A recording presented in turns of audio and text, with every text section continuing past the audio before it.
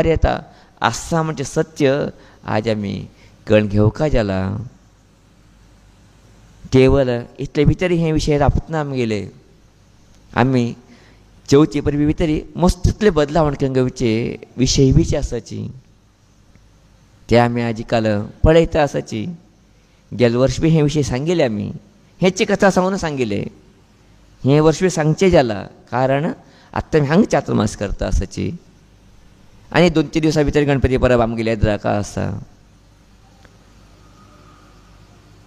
आजी आमी गणपती परब म्हण गणपती हाडटाची परब करताची पुजा कितले घंटे करताची गणपतीक हे एक व्हड प्रश्नार्थ की आमगे न्हू आमगे सगळे लोकांच्या जिवना भितर येता आसा. आज आमी गणपती परबी दिवसू गणपती हाडटाची भक्ती भावना हाडटात ना म्हणटना ते बदल येद बी कमी ना आमगेले लोकल भक्ती भावने. जाल्यार पुजा कितले घंटे करताची थोडे लोकांक खरा पुजी 4 घंटे जाले री थोडे लोकांक खरा 5 घंटेक थोडे लोकांक खरा 6 घंटेक थोडे लोकांक खरा 7 घंटे वरकी पूजा जाता म्हणल्यार असले री आमी हे कितें करता आसाची हे योग्य आसा की म्हणजे विचार करचे अनिवार्यता आमकां सगळ्या लोकांक आसा. थोडे लोक गणपती दनपार हाड सोडताचे दनपार हाडचे न्ही. धर्मशास्त्राची एक व्यवस्था आसा गणपती पुजी कशी करता कशी आचरण करता म्हणून ते व्यवस्था आमी पयलीं कळून घेया. कळून घे न्हू आमी खंय बदलावण करून घेवं ते बदलावण करून घेया. गणपती परिवेक धर्मशास्त्र सुंदर उल्लेख करता. धर्मशास्त्राचे चिंतनेचे काला भितरी गणपती खूब मेळटनाशिल्ले याद उर तुमकां. गणपती घराक करचे मातयेन की पिट्टान की गणपती करून घे न्हू साकणे पिताय तेका साकणे भितरी पूजा करचे प्राणप्रतिष्ठ करून घे न्हू पूजा करून एक नाद फुटून नैवेद्य करचे. सकाळी टायमाक 8:30-9 घंटे भितरीची एक पद्दती नंतर 12 घंट्याक 12:30-1 भितरी त्या गणपतीक महानैवेद्याक तरी शीत पायसू रांदई तेजे बरोबर चकली उंडे मोदक पक्वान विविध पक्वान परमात्माक नैवेद्य करचे. नैवेद्य करून ते प्रसाद सगळ्या लोकांनी 1-2 घंटे भितर बसून घेवन जेवचे.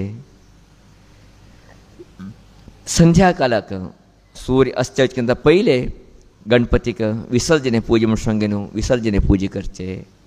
सूर्य अस्तचेंत पयलेची 6-5:30-6 घंटे भितर गणपतीक उदकाक सोडचे. हे एक पद्दती धर्मशास्त्र पद्दती गणपतीचे पूजे पद्दती आमी करचे. गणेश परिबेचे पद्दती गणपती परिबेची पद्दती हे पद्दती अशें हांवें न्हू सकाळी गणपती पूजा करून दनपार एक पूजा करून महानैवेद्य करून सांजे एक पूजा करून गणपतीक विसर्जन करचे. प्रायशः हे एक कितें धर्मशास्त्र पद्दती आसा हे पद्दती भितर 1 दिवस गणपती वरपाचें आचरण सांगिल्लें आसा. सकाळी हाण घेवन सांजेक विसर्जन करचे.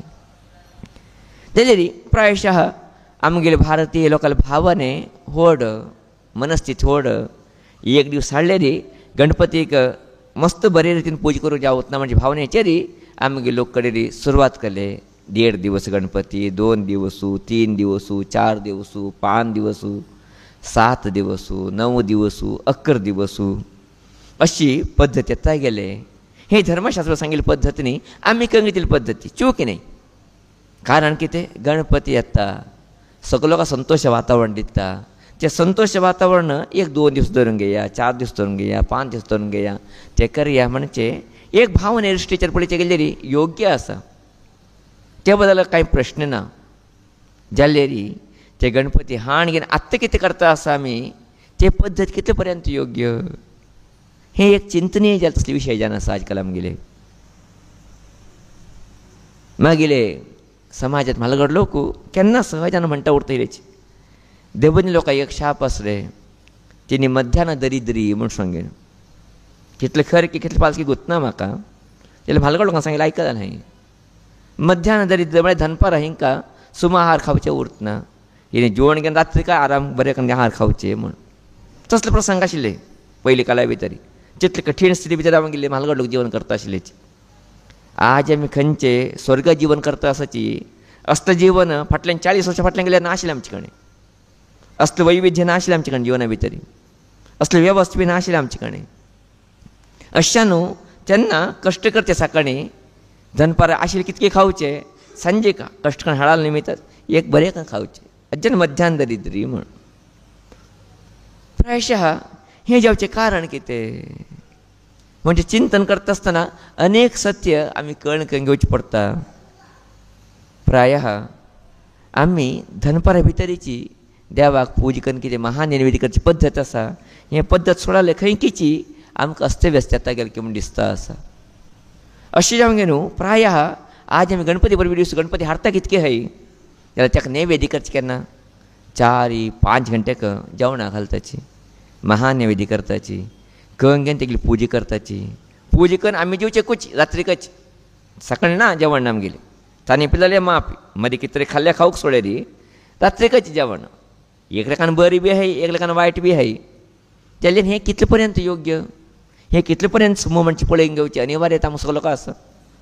आमी कोणाकय घरा आपिल्ले नंतर त्या टायमार वाडटा की ना आमी त्या टायमार पळोवंक येता की ना त्या टायमार अतिथी सत्कार करता की ना आमी करताच एक सादा मनशाक आपिल्ले मनशाकच एक टायमार ताका वाडटाची जेवणाक दिताची म्हणजे जाल्ले आसतरी देवादी देव गणपती देव आपिल्ले नंतर आमी ताका समूची टायमार तरी नैवेद्य करतना त्या टायमार तरीची पूजा करतना म्हणजे जाल्ले आसतरी हें कितलो व्हड अपराध म्हणजे जालें हे बद्दल थोडे जागृत येवचे अनिवार्यता आमकां सगळो आसवो आमी गणपती कितके हाडता हे दनपारा भितर हाडटा तें बी गुत्तस म्हाका जाल्यार दनपारा हाडटाची दनपारा भितर हाडटाची जाल्यार केन्नाय पूजा करची न्ही दनपारा भितर सकाळी कोणें हाडका हाण गे न्हू एक पूजा सकाळीक जावका दनपाराक महान नैवेद्य पूजा जावका ते करचे एक परंपरे आमी सगळो कडेन वाडोवन घेवका अशें गे न्हू दनपारा टायमाकच ते देवाक महान नैवेद्य जावका थोड्या लोकांक सांगता आसा स्वामीजी चितली बेगी चकली करूं जावत ना बुंदी करूं जावत ना मोदक करूं जावत ना रांदप करूं जावत ना प्रायशः हे एक पयलीं काळाचे लोकांले अनिवार्यते बी आशिल्ले कारण कितें एक व्हड कुटुंब एक कुटुंबा भितर 40-50 लोक उरता आशिल्लेची तितलो लोकांक करचे काय तरी मस्त टायम जावंक आशिल्ले पयलीं दीस करया म्हळ्यार तसले वेवस्था बी ना आशिल्ले तुमकां उतरचें पुरो आमगेले जास्तीत जास्त आमगे लोकांक वसती पयले करावळी भागा भितर आशिल्ले कोंकण पट्टी म्हण कितें सांगताची त्या भागा भितर आमगे लोक जास्ती वस्त करचे आशिल्लेची त्या थंत आमगे म्हालगड लोक घाटा येवन काम करचे घाटा येवन गे न्हू मांडा काम करचे मांडा काम म्हणून कितें जुड जोडताची चवथी पयली दिवस गांवां वचून पावोंक गे न्हू चवथी पयली समान हाण गे न्हू नैवेद्य करचे अनिवार्य येता तेन्ना आतां म्हणजे वेवस्था ना आतां पयशे आमचे कडेन ना तेन्ना कितें जेवण हाडका हाड नंतर त्या दिवसा हाण गे न्हू समान हाण गे देवा नैवेद्य करका ते नैवेद्य करपा पासून टायम जाता तेन्ना 3 घंटे 4 घंटे 5 घंटे येता अयोग्य त्या संदर्भात तशें आशिल्लें अनिवार्यता आशिल्लें आमचे कडेन ते वेवस्थीत जावूच नाशिल्लें अशें आमगे न्हू तेन्ना 3-4 घंटे नैवेद्य केल्ले बीची ते गणनीय जाले तसले दोश अपराध म्हण घेवचे अनिवार्यता आशिल्ले कारण परिस्थितीक देवान बी बागोवक येता आमी बी बागोवक येता जाल्यार आतां आमकां कितें तोंड आसा आतां तसली परिस्थिती आमकां खंय आसा आतां आमकां दुड्ड जेवण समान हाण करका म्हण कांय ना न्ही त्याची दिवस समान हाण करका म्हण बी कांय ना न्ही केन्ना समान हाण दवरून घेवी केन्ना करीत न्ही आमी ना आत्तां आमकां पयली नमनीची कितलो लोक खंय आसा घरा भितर आतां आमगे कडेन उरचे 3 की 4 की 5 लोकां भितर न्ही आमी उरचे जितलो लोकां खातीर करचे बीच आमकां तितलो सांजे पासून कितें जावंक आमकां अशें जावंक गे न्हू तितले टायम काण गे न्हू आमी देवा नैवेद्य करचें कितें आसा हे महा अपराध येता जर आमगेल्या देवाक आमी सुमो टायमार जेवण घातलां म्हणलें आसतली तो देव आमकां सुमो टायमार जेवण घालूं दितालो जेवण करूं दितालो आमकां देवूच ना वो अशें जावंक गे न्हू गणपतीक हाण घेवन कितें आमी अपराध करता आसची हें थोडें बदलावण करचें अनिवार्यता आमकां सगळ्या लोकांक आसा ताका मागीर गोर सांगता आशिल्लेची पळय मातसो लोकांक सांगूं जावत ना तेंकां पटापटा कर म्हण सांगल्यार तेंकां बेजार येता थोड्या लोकांक काम बी करूं जावत ना गडबड उरता अशें जावंक गे न्हू कनिश्ठ एक तरी नियम सांगता समाजाक ते म्हळ्यार कितें साकण गणपती हांणी एक पूजा करया दनपाराक जालें तितले 1 घंटे 1.5 घंटे भितरी बाकी कितें जावं जायना शिवरो प्रश्न मोदक लाडू चकली जालें की ना की ते बाजून दवरया ते कडे करया जाल्यार एक बेट्ट कंगेन बेट्ट म्हणल्यार गोत आसता शीताचेर कंगेन एक पायस कंगेन जाल्यार रांदय नाजा नाका पाय शीत देवा नैवेद्य दाखवून सोडया 1.5 घंटे भितरी. नंतर तुम्ही 2 घंटे की 3 घंटे की चकली कोडबाळे उंडे उठक घेणं पुन्हा 3 घंटे नैवेद्य दाखवून घेणं नंतर पूजा करूया. तुम्ही केन्ना जेवया तुम्ही जेवचे बद्दल प्रश्न. थोड्या लोकांक भावने आसा गणपती परब 4 घंटे जेवले मात गणपती परब कलशीची करया मुद्दाम. थोडे लोक 5 घंटे जेवचे म्हणून आसा जेया मुद्दाम. जाल्यार गणपती कितें करचे आसा हें सुमू न्हय. गणपती केन्ना आमी हाण बशीत जाची त्याक 4-4 तास 5-5 तास उपास बशीचे आमी त्याक तशी बशीचे न्हय. चूक येता अशें न्हू थोडे बदलावण आमी करून घेवका जिवरा भितरी. हें आज काल अनिवार्यता बी आसा. प्रायशः धर्मशास्त्र सांगता देवाल पूजा केन्ना करका देवाल कार्य केन्ना करका देवा नैवेद्य केन्ना करका म्हणजे बदल व्यवस्था आसा. धर्मशास्त्र भितरी 5 काल सांगलाची प्रातः संगव मध्यान्न अपराह्न सायान्न हे 5 कालाचे व्यवस्थे धर्मशास्त्र करून दिता. प्रातः काल म्हणून जाल्यार सकाळी 8:30-9 घंटे भितरी. मध्याह्न भितर संगव काल म्हणून सांगितलं 11 घंटे भितरी. मध्याह्न म्हणून जाल्यार 11 नंतर 1-1.5 घंटे पर्यंत मध्याह्न काल. नंतर अपराह्न काल 1:30-2 नंतर सायान्न संजय काल म्हणून सांगितलं. हुंते भितरी देवता कार्य करची काल केन्ना म्हणून विचार करता आसतना धर्मशास्त्र सांगता आमकां देवता कार्य केन्ना करचें म्हणून जाल्यार आमी जाल तितले बेगीन म्हणून जाल्यार सामान्य 12-12:30 भितर देवता कार्य करचें. देवाल पूजे पूर्णाहुती देवा नैवेद्य ना तेन्ना करूं जाल ना. सहजानुची सूर्योदय भारता भितरी अनेक कडेन 7 घंटे जाता. अशें न्हू 1-1.5 तास तिंका मुखार घालता तेणी 1.5 घंटे पर्यंत तुम्ही कसले देवता कार्य करता असले बेची 1.5 घंटे भितरी देवता कार्य करया देवा पूजा करया पूर्णाहुती करया देवाक महानैवेद्य करया म्हूण सांगची व्यवस्थे धर्मशास्त्र सांगता. 1.5 घंटे नंतर तुम्ही कल्लेरी ते देवाक पूर्ण पावत ना. कारण 1.5-2 घंटे नंतर काल कोणाला सुरवात येता पिचो लोकांना काल सुरवात येता. श्राद्ध कालची काल सुरवात येता. श्राद्धा टायम ते 1.5-2 घंटे नंतर श्राद्धा काल विना देवता कार्य काल नाही ते. अशें जावंक न्हू आमी खंयचे देवता कार्य करवची ते देवता कार्य करता आसतना 1-1.5 घंटे भितरीची देवा नैवेद्य करची एक पद्दत आमी हाण घेवचे अवश्य आसू आज काल. जाल्यार आजी आमकां हे पद्दतीची कल्पना नासतना आज आमी कितें 3-4-5 घंटे 6 घंटे करता आसाची हें थोडें बदलावण जावका. करता अशें चूक म्हूण सांगचे इश्ट करतना आमी कल्पना आमगे लोकांक आमगे लोकांक तेजे बदल विशेश तसले तिळवळीक नाशले खातीर अशी जाता आसा. जाल्यार आतां आमी मठ जाले आमगेले संस्कृती संस्कार आचार विचार आमी कळून घेवचे अवश्यकता आमकां मेळ्ळे आसता. हे आत्तां बीच आमी सुदारनशे उरले आनी केन्ना सुदारचे अशें जावंक न्हू. गणपती परबे दिवसू बाकी नैवेद्य केन्ना करया मागीर गोरमेंट आयलेची चकली उंडे हें उठ कितें आसा हें उठूची विशेश सांगे न्हू आमी परमात्मा दिवचे खातीर विशेष नैवेद्य करची वस्तू ते ताका 12 घंटे का 12:30 1 घंटे 1.5 घंटे भितर करका म्हणना. ते 1.5 घंटे भितरी गणपतीक महानैवेद्य जावचें असलें कितें शीत पायस आसा तितले पण एक नैवेद्य दाखयका. नंतर उंड्यान नैवेद्य दाखोवची नंतर सगळो जेवची प्रश्न रे जाल्यार जाल तितली बेगी 12, 12:30, 1-1:30 भितर तरेची महानैवेद्य करची वेवस्थीत करी म्हूण सांगचे आमकां सांगता आशिल्लेची. तेजे बरोबर आमकांय मठां सांगिल्लें तुगेले मठा भितर बेची तुमी काल चुकता आसाची होम विधान उठ करता आसतना जाल्यार तितले बेगी करका म्हणून आंबे मठा परिवर्तन करून घेतले. पयलीं आमगे पूर्णावती उठोवची जाता आसतना 1.5-2 घंटे येता आशिल्ले पूर्णावती पूजा येवचे 2-3 घंटे आशिल्ले देवस्थाना पुजा वरकीची. जाल्यार केन्ना गुरून हें सूचन दिलें की तेन्ना बदलावण करून न्हू आतां आमी 1.5 घंटे भितर उठू करचे प्रयत्न करताचे. आतां हांगा बी पळयचे पडटा तुमी 1.5 घंटे भितर आरती काडटा आमी कितें कारण कित्याक आमी इतलो लोक आसा जे कांय पुजा जालना पात पुजा जालना ते राखता बसना देवा टायमा देवाक दिवकाचे आमी नंतर आमी केन्ना खाया आमगेले इश्ट ते आमगेली मस्ती अशें जावंक न्हू. हें कितें टायमाचें सेन्स आसा हें थोडें आमी दवरून घेवचें पडटा. देवाक नैवेद्य कितें आसा महानैवेद्य हें बाकी नैवेद्य कितें आसा हें वैविध्यमय नैवेद्य हें केन्ना दिवच ताका टायम ना.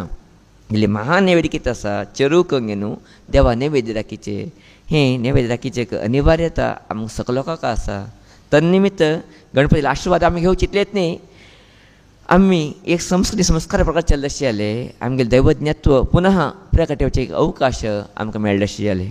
अशें न्हू थोडें परिवर्तन करून घेया. थोडे लोकांक 3 घंटे पूजा करचे पयलीं समाधान जावत ना 4 घंटे पूजा करचे पयलीं समाधान जावत अडना तीन 4 घंटे पूजा करवची. जाल्यार नैवेद्य कितें आसा हें 1.5 घंटे भितर करची एक पद्दत हांवें घेतलेली प्रायशः मस्त बरें. आतां पळयत एक सत्यनारायण कथा लेवेची घरा भितरी 4 घंटे काय जेवचे लोकांनी विचारचे गेले रे बट्टो सांगता स्वामीजी यजमान ना म्हणून यजमान सांगता स्वामीजी बट्टो समोर टायमा येवत ना म्हणून उठे कशे करून 4 घंटे पयलीं जेवत ना जाल्यार हें योग्य न्हय. खंयचे धार्मीक कार्य करया तुमी साणकी वडकी गुतना तुमी जेवण कितले घंटे करया जेवणाक पयलींशी कितें महान नैवेद्य म्हण करताची सत्यनारायणाक की ना गडो होमाक की कसले देवता कार्य भितरी पूर्णाहुती की हें जालें तितले चौकट भितर प्रयत्न करया आमी. मागीर गोर सांगताची 12 घंटे म्हणून नंतर 3 दिवची टायम आमकां 1.5 तास जास्ती 1.5 घंटे पर्यंत वचया म्हणून तुमकां आनी 1 अर्द घंटे जास्ती येताची 2 पर्यंत करया हो म्हणून आमी 3 तासाची 2 भितरी देवता नैवेद्य करून मुक्षिया नंतर देवा अलंकार करूंक न्हू कुमारिका दिवचकी सुवासिनी दिवचकी बाकीचे अग्री तुमी गेले रांदपाक वस्तू तयार करचकी ते तयार करूंक न्हू तुमी 4 घंटे आरती काडया मंगळ आरती काडया 5 घंटे मंगळ आरती काडया प्रश्न ना. मंगळ आरती देवा मुख्य न्ही याद तुमकां देवा मंगळ आरती मुख्य न्ही देवा मुख्य नैवेद्य देवा केन्ना आपूण हाडला ताका नैवेद्य राखून कितें पांय पडता आसा ते देवा मुख्य जाल उरता. अशा न्हू हें चवथी परबे टायमारी बाकी देवता कार्यकर्ता आमी थोडे पद्दती बदलावण करून घेवका महानैवेद्य देवाक टायमा करका तन्निमित्त आमगे समाजाक एक बरें वातावरण येवचें जाताची.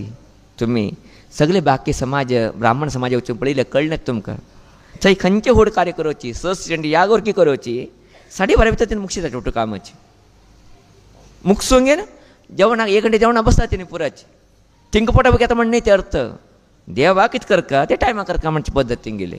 आमी कितें दाखोवंक येतले थिंक पोटा घेता रे तेणी खावचे मस्ती खातीर करता रे म्हणून न्हय थिंक पोटा करची विधान न्ही ते देवा खातीर करचे विधान देवा खातीर करता आसतना आमी थोडेची एक बदलावण करून घेवपाची.